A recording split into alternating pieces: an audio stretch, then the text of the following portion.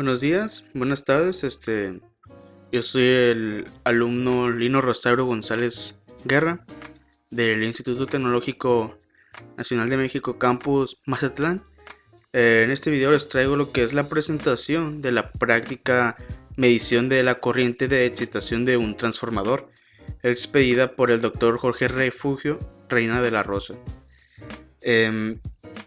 Es una pequeña presentación, entonces lo que vamos a ver antes de iniciar directamente con lo que es cómo medir esta corriente de excitación.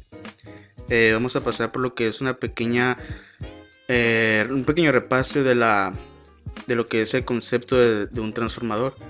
Pues como ven, un transformador eléctrico como tal es una máquina eléctrica que se basa en los principios de inducción electromagnética, la cual dice que transfiere energía de un circuito eléctrico a otro sin cambiar la frecuencia o potencia.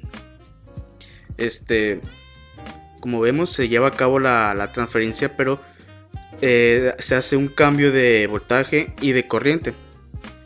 En sí, un transformador pues funciona operando con la ley de inducción electromagnética de Faraday, que dice que la tasa de cambio del enlace del flujo con respecto al tiempo es directamente proporcional al campo electromagnético inducido en una bobina o conductor. Aquí tenemos lo que es la fórmula, que en sí esta parte de aquí es la fórmula que propuso Faraday, pero ya agregándole la menos n, esta menos n la propuso lo que es Lenz, para lo que ya vendría siendo la bobina o inductor. La n pues viene siendo lo que es el número de vueltas, y el signo negativo quiere decir que ese flujo magnético se opone a lo que es la variación de la corriente, ¿no? Entonces por eso tenemos menos. Ahora tenemos lo que son la corriente de excitación. Pues la corriente de excitación más que nada es la corriente de vacío total que se encuentra en el núcleo del transformador. Es una simple complementación entre lo que son la corriente de magnetización que se da en el núcleo y las corrientes perdidas en el núcleo del mismo transformador. Como podemos ver aquí, podemos observar dos gráficas en las que se muestran.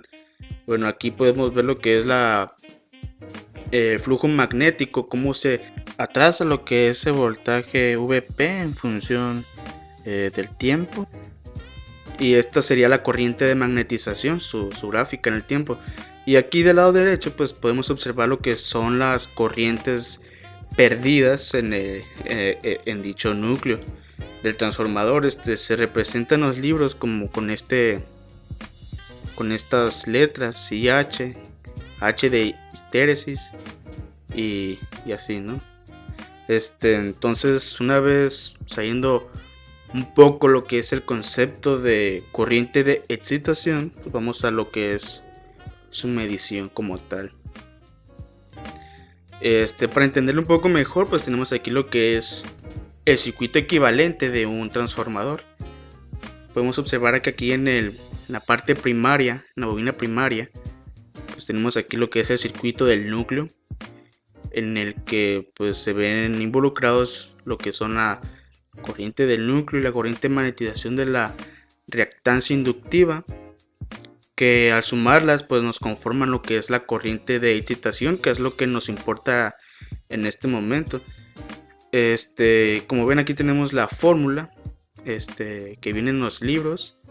Corriente de excitación pues es igual a corriente de magnetización más la corriente de las pérdidas que se dan en el núcleo.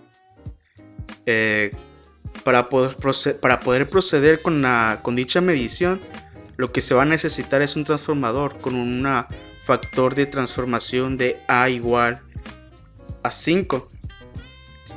Tenemos este transformador que, bueno, le vamos a introducir 100 volts para que nos dé 20 volts en el secundario. También vamos a necesitar lo que es una resistencia de 1 ohm y pues un osciloscopio para poder medir lo que es dicha corriente de excitación. Como ven, la resistencia de un ohm pues se va a requerir porque para que no haya pérdida en el momento de la medición, ya que pues si tenemos un volt lo dividimos según la ley de ohm.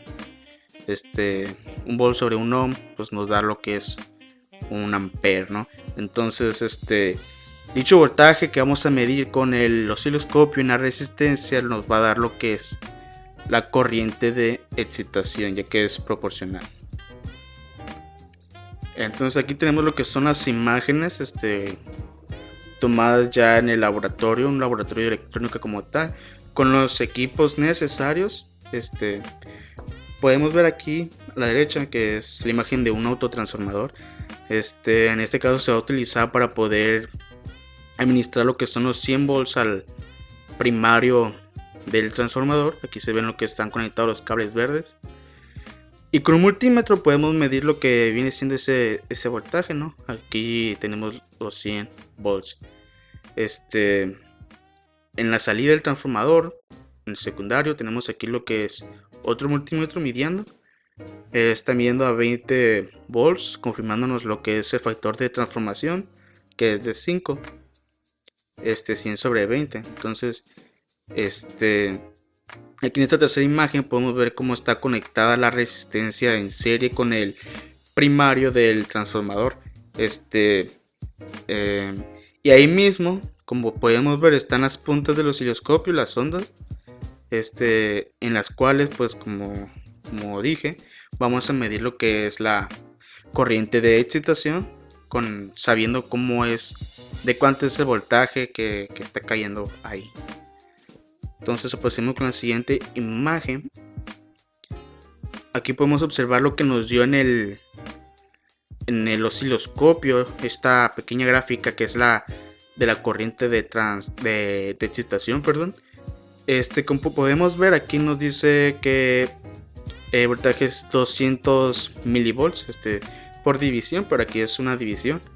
Entonces, como ya sabemos que el voltaje es de 200 milivolts, echando mano de la ley de Ohm, podemos dividir 200 milivolts sobre un ohm y pues nos da que la corriente de excitación pues va a ser 200 miliamperes. Aquí tenemos a la derecha lo que es la gráfica como tal de la corriente de excitación total de un transformador. Como podemos ver, pues se atrasa lo que es el voltaje del transformador.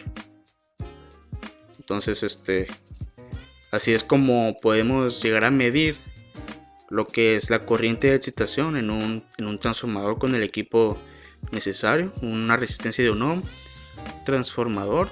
Pues en este caso se utilizó uno con un factor de transformación de 5 y pues se necesita lo que es un osciloscopio y un autotransformador, un variac, y con eso sería todo.